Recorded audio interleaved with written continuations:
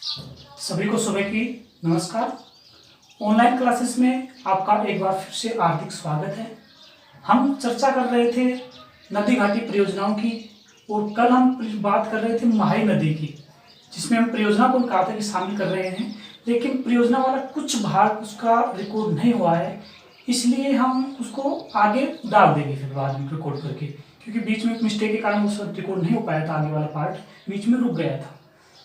अब ये है कि जब आपको टॉपिक पढ़ाया जा रहा है तो उस टॉपिक से संबंधित कैसा भी आपको क्वेश्चन है तो क्वेश्चन पूछने के लिए आप क्या करें, कमेंट करें। कमेंट में आप क्वेश्चन पूछ सकते हैं और कमेंट में आप क्वेश्चन पूछेंगे तो हम उसका आसानी से आंसर बता पाएंगे और पता चलेगा कि आपको कितना समझ में आ रहा है, कितना समझ में नहीं आ रहा है। जो भी आपकी समस्याएं हैं कमेंट में जरूर बताएं।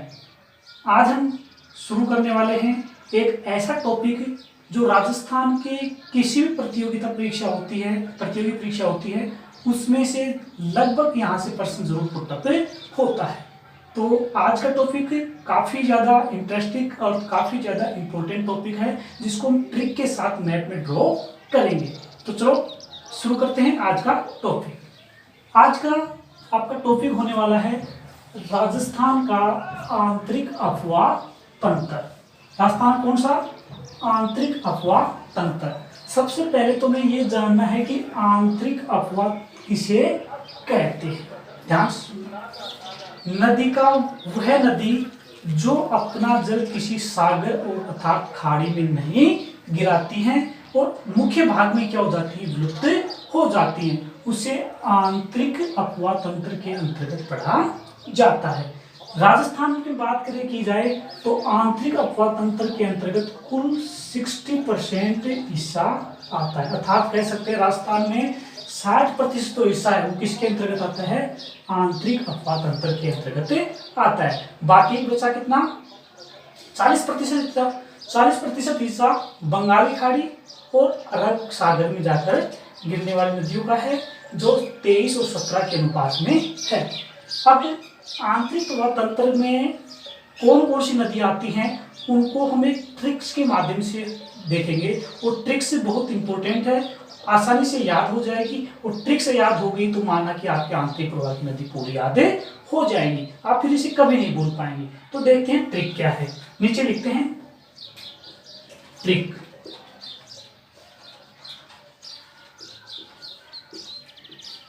काका के घर में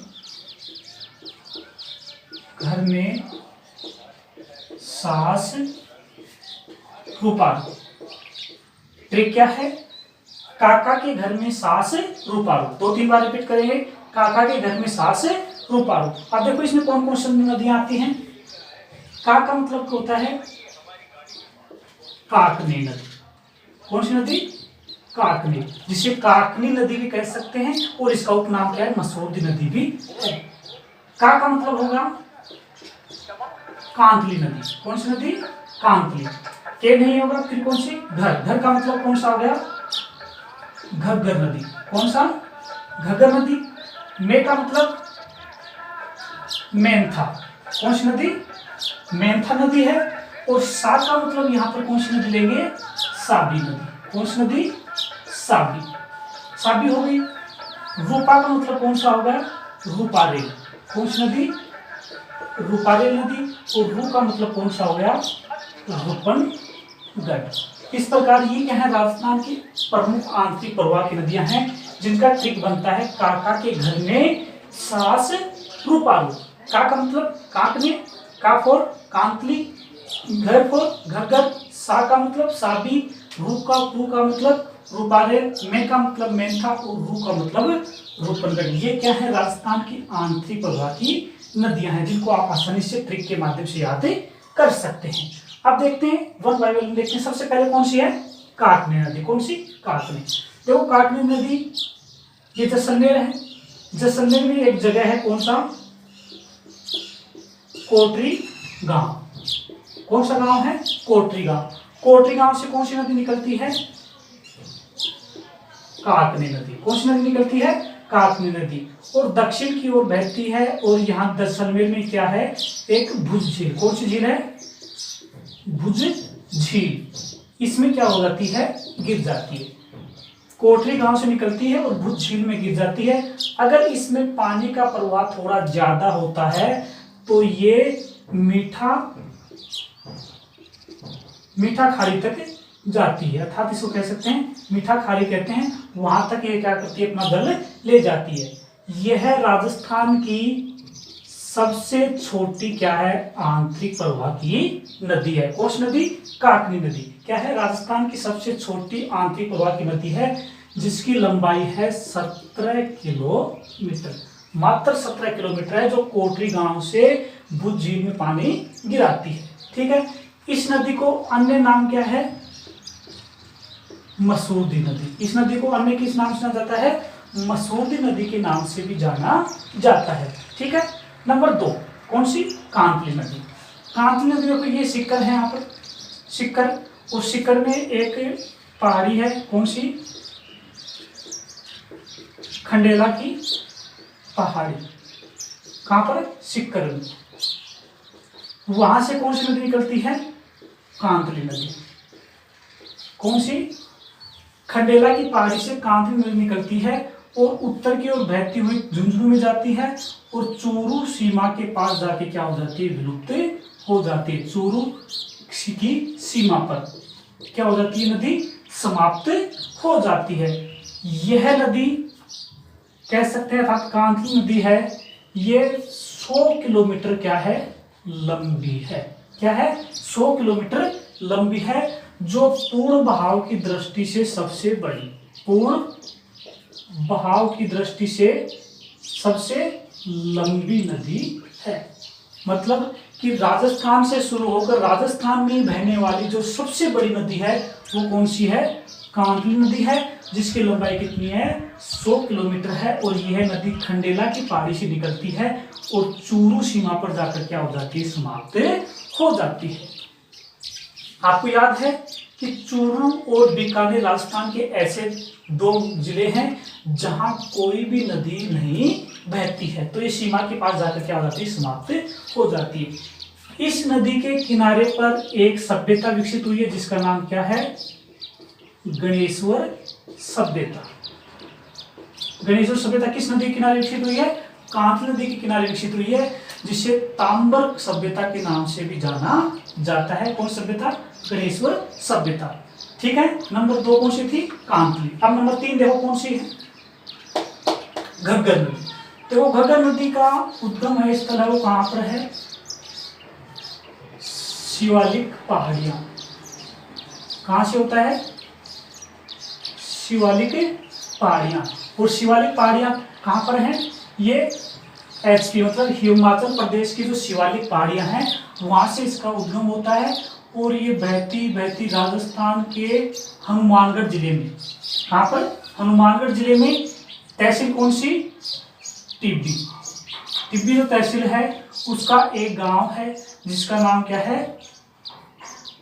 तालावाड़ा गांव। तलावाड़ा गांव है ना। तालावाड़ा कौन सा है? गांव है। वहां से क्या होती है? नदी प्रवेश करती है। अब ये नदी प्रवेश करने के बाद में हनुमानगढ़ में बहती है और फिर कहाँ चली जाती है? गंगानगर में। गंगानगर के काम से वहाँ सूरतगढ़ के पास क्या होती है? सूरतगढ़ के पास जाके नदी क्या हो जाती है? समाप्त हो जाती है। लेकिन अगर इसमें जल ज्यादा होता है, बहाव ज्यादा होता है, तो ये नदी पाकिस्तान के कहाँ तक चली जाती है? फोर्ट अब्बास तक क्या हो जाता है? इस नदी का विस्तार हो जाता है। अब ये नदी शिवालिक पहाड़ी से लेकर पोर्ट अब्बास तक इसकी कुल लंबाई है वो कितनी है? अर्थात कह सकते हैं लंबाई है वो कितनी है? 465 किलोमीटर। कौन सी नदी है? 465 किलोमीटर। कौन सी नदी? घग्गर नदी। अर्थात कह सकते हैं कि आंतरिक प्रवाह की सबसे बड़ी नदी कौन सी है? घग्गर नदी। कौन सी नदी? घग्गर नदी सबसे बड़ी। और पूर्णतः बहाव की दृष्टि से सबसे लंबी नदी कौन सी है? कांतली नदी, जो केवल राजस्थान में ही बहती है।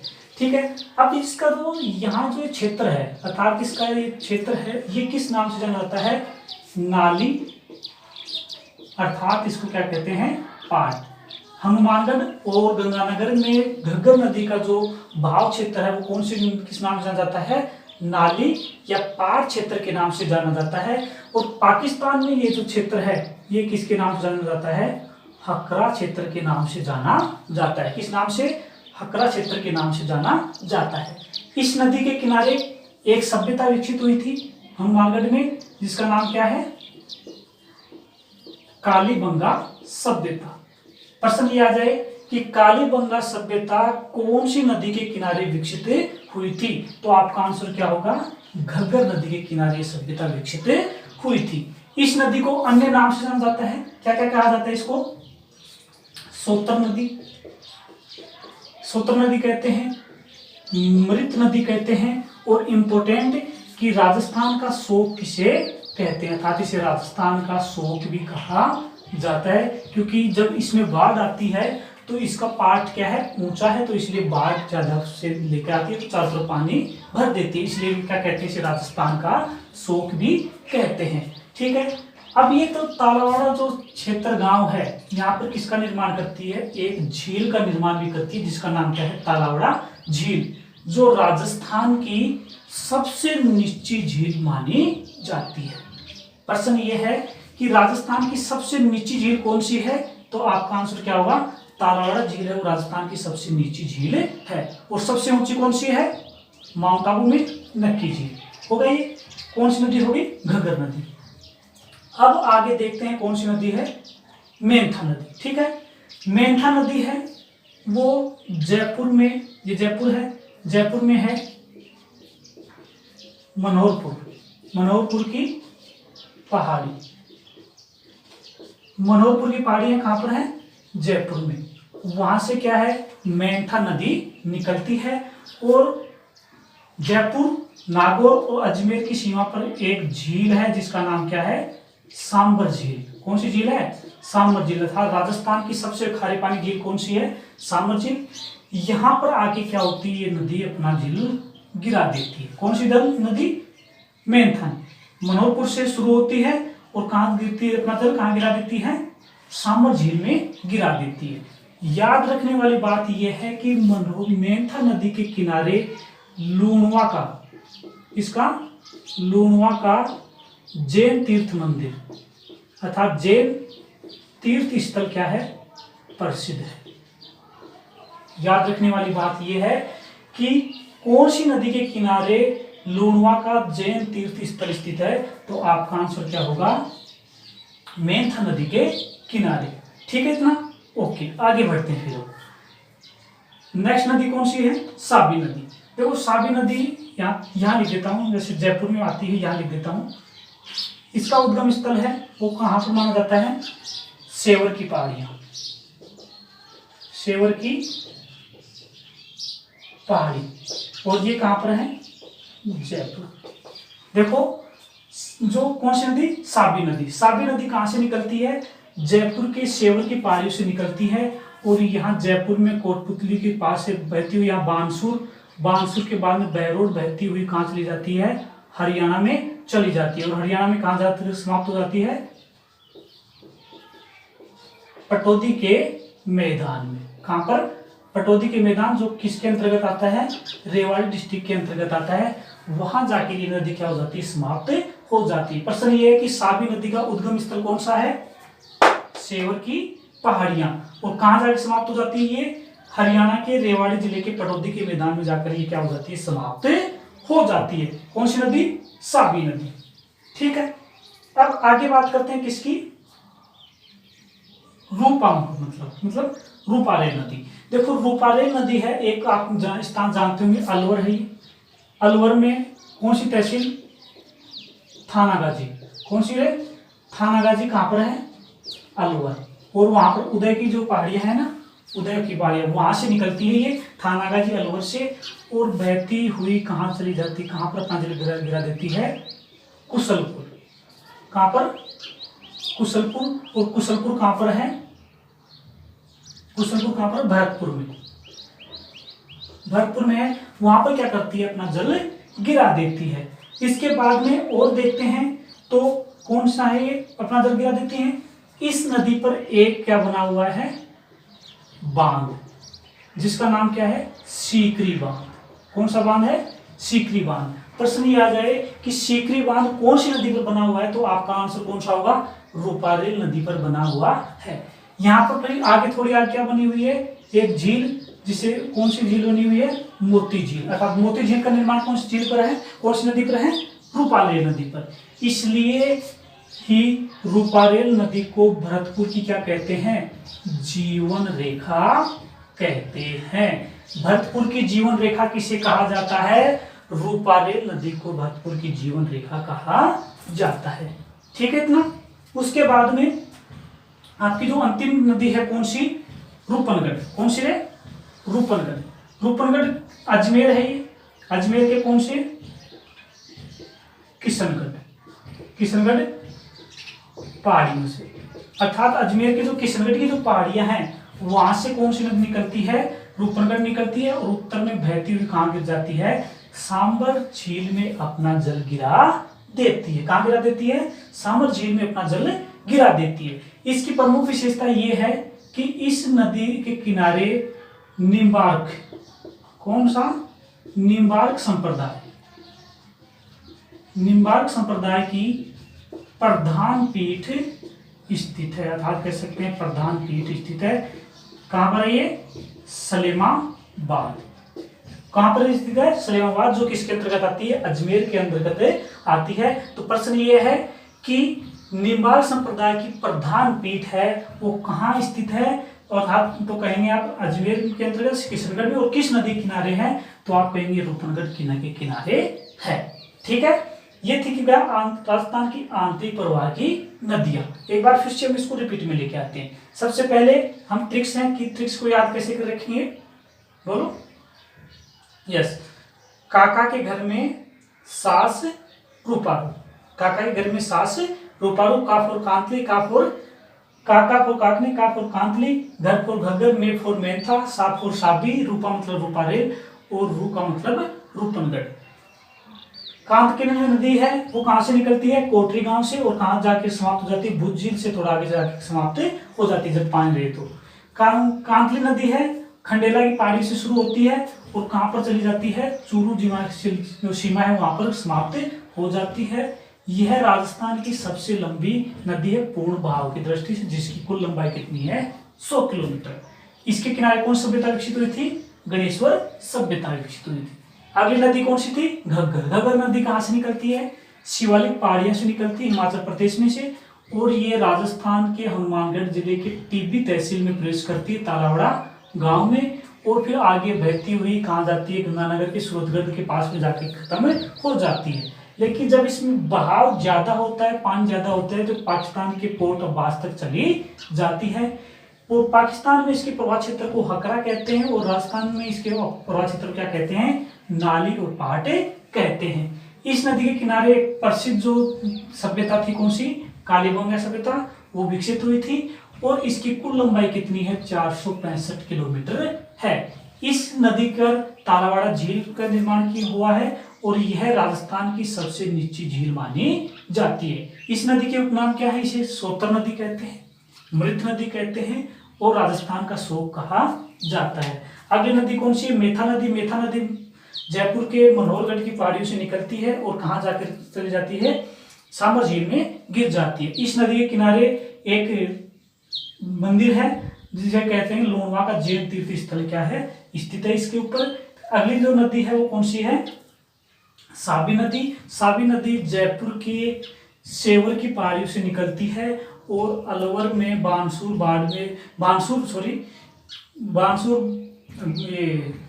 बहरोड होती हुई कहाँ चली जाती है, हरियाणा में चली जाती है, और हरियाणा में रेवाड़ी जिले के पटौदी मैदान में क्या हो जाती है, विलुप्त हो जाती है।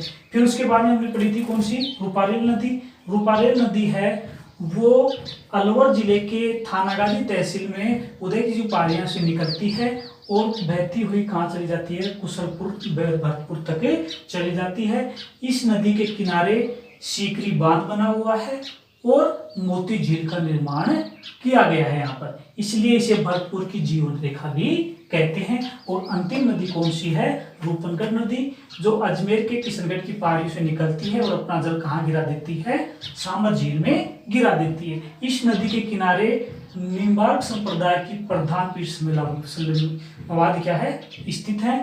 इस तरह से ये एक था राजस्थान का आंतरिक अपातंत्र का एक टॉपिक जो क्या होता है पूर्ण होता है। कहीं कोई दिक्कत है, समझ में नहीं आ रहा थोड़ा, तो इसको एक बार रिपीट करेंगे तो समझ में आ जाएगा आपको। और इससे रिलेटेड टॉपिक से रिलेटेड कोई भी क्वेश्चन आपके पास हो तो आप क्वेश्चन कमेंट में जरूर बताएं। आशा करते हैं कि ये टॉपिक आपको समझ में आया होगा और कल हम लेते हैं कोई दूसरे टॉपिक के साथ। धन्यवाद।